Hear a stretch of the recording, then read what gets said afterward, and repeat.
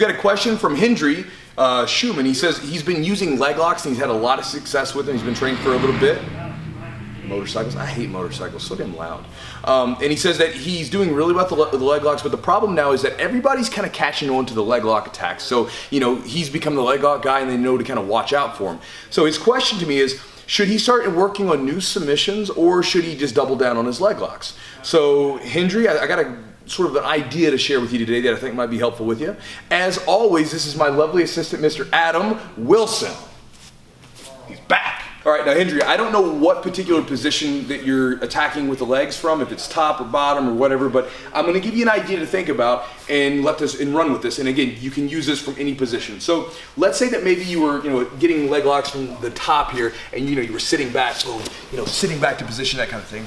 Well, if people know that you're getting ready to sit back, a lot of times what do? They bring those knees back a little bit. They try to keep the legs out, because or keep the legs in, right? And so what you can do then is you can think about, well, maybe I can pass their guard. Because if I start, a guy, by the way, who's really good at this, watch like Gary Tonon's matches. He's really good about this. He'll pass the guard, and then what happens is when the person has to defend their guard, what does that mean? Their legs have to then reach out to retain the guard, and when they do this, bang, you can start setting up leg locks. You can even, as they're coming in here, set up here and start to shoot into your ankle lock position. Another idea is thinking about if you're in side control when they're going back to their guard. If I'm in side control and Adam's starting to hip escape, doing this kind of whole thing, I could pop this knee up, bang, shoot right into position, either attack that saddle or whatever, even attack a straight ankle lock from there. And you can think about that even with your sweeps. Come back up.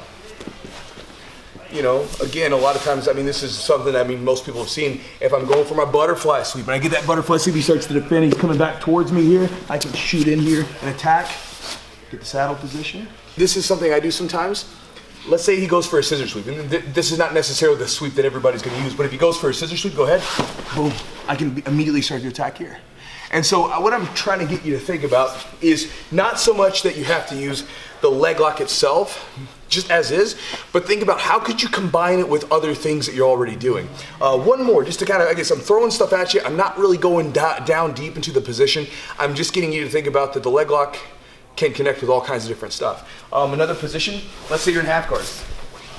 You're going up against the guy and they've got a pretty good underhook. When they get that underhook, pop, sit back, and then we can sit back into our saddle position or whatever position you want to play. So I think I'll end it with that. But Hendry, the idea is think about, you can obviously transition to other submissions, right? But I think that when you transition to those other submissions, think about, you guys can leave if you need to leave. I don't give a shit if it's a dinger. It's just a dinger. Later, Kevin. Later, Tony. So, you can transition to whatever position you want to or a submission, but think about how would it connect with the moves that you're already using, because that's kind of what, to me, makes a really strong game. Because let's say you had your leg locks here, and then all of a sudden you go completely the other end of the spectrum with a move that really doesn't connect, then you don't have that game that works cyclically, right? So maybe think about leg locks and then think about using other moves or positions or techniques that then can join up with those leg locks, because then you get that attack. So you're going for your pass, boom, they start to re-guard, boom, attack the legs. Or maybe you're going for something like a sweep and they put their leg down, boom, sweep them, go the other way and attack the legs, or whatever it might be.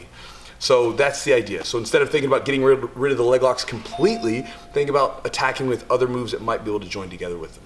So that's the idea. Hendry, hope this video helps you. Adam?